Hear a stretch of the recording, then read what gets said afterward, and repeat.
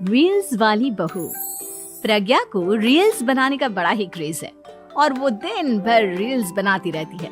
खाते पीते घूमते फिरते घर में कॉलेज में रील्स बनाने के कारण प्रज्ञा पूरे कॉलेज में हाईलाइटेड है।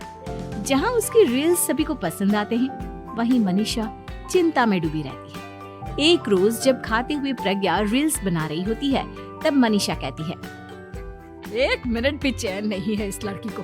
ये नहीं कि खाना तो आराम से खा ले, लेकिन नहीं, अरे थोड़ी देर रील्स नहीं बनाओगी तो आसमान नहीं टूट पड़ेगा। अरे मम्मी, इसी को तो कहते हैं डिटर्मिनेशन। तुम नहीं समझोगी ये सब। भगवान, इस लड़की को सद्बुद्धि दे। जब देखो तब टेढ़ा बाका मुंह बनाती रहती है। मनीषा की बात का प्रज्ञा पर जरा भी असर नहीं होता और वो खाते खाते रील्स बनाती रहती है। दिन बीतने लगते हैं और देखते देखते प्रज्ञा का कॉलेज भी खत्म हो जाता है। आए दिन कोई ना कोई मनीषा को प्रज्ञा की शादी करवाने का सुझाव दे जाता है। सब ठीक ही कहते हैं, प्रज्ञा की शादी कर देनी चाहिए। अपने घर के काम काज में व्यस्त हो जाएगी तो खुद ही ये रील्स और नाच गाना बंद हो जाएगा। मनीषा और प्रेम प्रज्ञा के लिए एक अच्छा लड़का ढूंढने लगते हैं और तभी विकी का रिश्ता प्रज्ञा के लिए आता है, जिसने प्रज्ञा को उसकी रील्स देखकर पसंद कर लिया था। अगले दिन विकी अपने माता पिता के साथ प्रज्ञा के घर पहुंच जाता है और प्रज्ञा साड़ी पहने हाथों में चाय की ट्रे लिए उनके सामने आती है। जब विकी को पसंद है तो हमें भी बहू पसंद है। बहन जी, आप बारात की तैयारी कीजिए। एक बार लड़का लड़की अकेले में बात कर ले तो अच्छा रहेगा। हाँ हाँ, क्यों नहीं। मनीषा विकी को प्रज्ञा के कमरे में भेजती है, जहां प्रज्ञा पहले से ही रील्स बना रही होती है। तभी विकी कहता है, आ गए आपके साजन जी।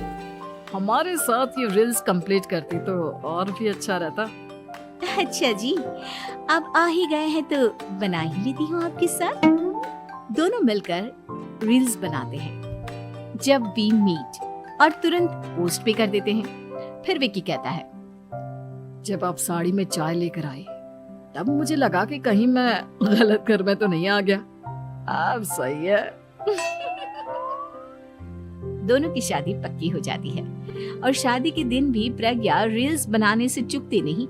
यहाँ तक कि बारात के समय भी नाचते हुए रील्स बनाती है। सभी लोग प्रज्ञा की तारीफ के पुल बांध देते हैं और प्रज्ञा नाचती गाती अपने ससुराल चली जाती है। सब कुछ अच्छा चल रहा होता है। प्रज्ञा यहाँ भी दिन भर हर चीज की रील्स बनाती रहती है। लेकिन कुछ दिनों के बाद जब सुनीता कहती है, बहू, ये रील्स के साथ साथ कुछ काम भी कर लिया करो। वैसे तुझे और क्या क्या बनाना आता है? मम्मी जी, वैसे तो सब कहते हैं कि मैं सब कुछ अच्छा बनाती हूँ, लेकिन मुझे लगता है कि मैं मैगी अच्छा बना लेती हूँ। हाँ, कॉफी भी अच्छा बना लेती हूँ और मुंह तो सबसे अच्छा बना लेती हूँ। हैं? अच्छा अच्छा।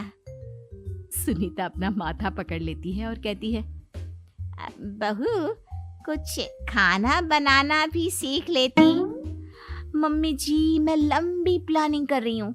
जल्दी ही मैं इतनी फेमस हो जाऊंगी कि मुझे पैसे मिलने लगेंगे। हम दोनों सास बहू राज करेंगे, राज। नौकर काम करेंगे और लोगों की तो लाइन लगेगी हमसे मिलने के लिए। तेरा दिमाग खराब हो गया है क्या बहू? हंसी मजाक तक ठीक है, लेकिन इस तरह घर नहीं चलते। जितना जल्दी हो इस घर के तौर तरीकों को सीख लो।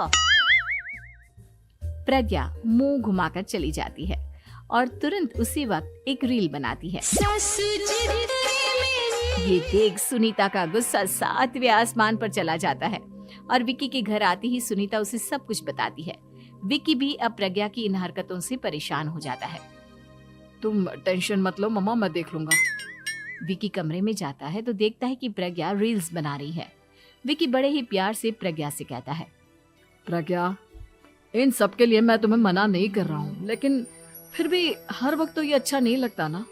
समझने की कोशिश करो, मुझे भी तुम्हारा थोड़ा वक्त चाहिए। मैं जब ऑफिस से आता हूँ तो मुझे समय देने की जगह इसी में लगी रहती है। तुम ज्यादा ही सोच रहे हो। तुम भी मेरे साथ रील्स बनाओ ना, तुम्हें भी बहुत अच्छा लगेगा। तुम्हें इज्जत से कोई बात समझ में नहीं आती क्या? दिमाग खराब हो गया है तुम्हारा इस चकाचौंध से। अगर तुमने अपना रवैया नहीं बदला तो मैं तुमसे दूर चला जाऊंगा। तुम ही रिश्ता लेकर आए थे, मुझे लड़कों की कमी नहीं थी और ना आज है। विकी दरवाजा पटक कर चला जाता है। धीरे धीरे विकी प्रज्ञा से दूर होता जाता है। एक रोज मनीषा प्रज्ञा के ससुराल उससे मिलने जाती है। तब सुनीता उससे कहती है, बहन जी, अब आई हैं तो कुछ दिन यहाँ रहकर जाइएगा, आप ही का घर है। हाँ मम्मी, बहुत दिन हो गए तुम्हारे साथ एक भी रील नहीं बनाई मैंने। प्रज्ञा तुरंत अपने फोन में रील्स ऑन कर लेती है। ये सब मुझसे नहीं होता। तेरा ये भूत अभी तक नहीं उतरा क्या? बहन जी, आप कुछ कहती नहीं क्या इसे?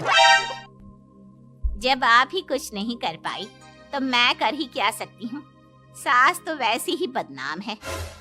शाम को घर की लाइट चली जाती है और मनीषा प्रज्ञा से कहती है, मेरे घुटनों में बहुत दर्द हो रहा है, तू लाइट का कुछ इंतजाम करना बेटा। अच्छा, कैंडल जला देती हूँ मम्मा। प्रज्ञा गाते हुए कैंडल जलाती है और खिड़की के पर्दे के पास रख देती है। मनीषा, जिसे बहुत दर्द हो रहा है, वो सो जाती है और प्रज्ञा हमेशा की तरह अपने रील्स में लग जाती है। उधर कैंडल की वजह से पर्दा आग पकड़ लेता है और मनीषा के कमरे में आग लग जाती है। बचाओ, कोई है, बचाओ। सभी भागते हैं और विकी कमरे की आग बुझाने में लग जाता है, लेकिन तब तक मनीषा आधी जल चुकी थी। मनीषा की हालत देख प्रज्ञा रोने लगती है। विकी मनीषा को तुरंत हॉस्पिटल ले जाता है और उसे एडमिट कराता है। विकी प्रज्ञा से कहता है, देख लिया ना, तुम्हारे इस नाच गाने की वजह से आज तुम्हारी माँ की जान जाते जाते रह गई। अब पता नहीं तुम और क्या चाहती हो। उधर डॉक्टर कहते हैं, इनकी हालत बहुत नाजुक है, आधे से ज्यादा जल चुकी है। प्रज्ञा रोती हुई मंदिर में जाती है और भगवान के आगे जाकर कहती है, भगवान, मेरी माँ को ठीक कर दो। मैं कसम खाती हूँ, हाथ से ये रील्स बनाना छोड़ दूंगी। बस मुझे मेरी माँ वापस मिल जाए। 2 दिन बीत जाते हैं और मनीषा खतरे से बाहर आ जाती है। पेशेंट अब ठीक है, आप लोग उनसे मिल सकते हो। सब कोई मनीषा से मिलता है और प्रज्ञा सबके सामने अपना फोन तोड़ देती है। मुझे माफ कर दो मम्मा, मैंने तुम लोगों की बातों को नजरअंदाज किया। बेटा, कोई भी चीज जरूरत से ज्यादा खराब है। मैंने तुम्हें रील्स बनाने से कभी मना नहीं किया, लेकिन हर वक्त एक ही चीज तो सही नहीं है। मैं समझ गई हूँ मम्मा, आई एम सॉरी। प्रज्ञा उस दिन से रील्स बनाना छोड़ देती है और पूरी तरह से अपने घर में लग जाती है।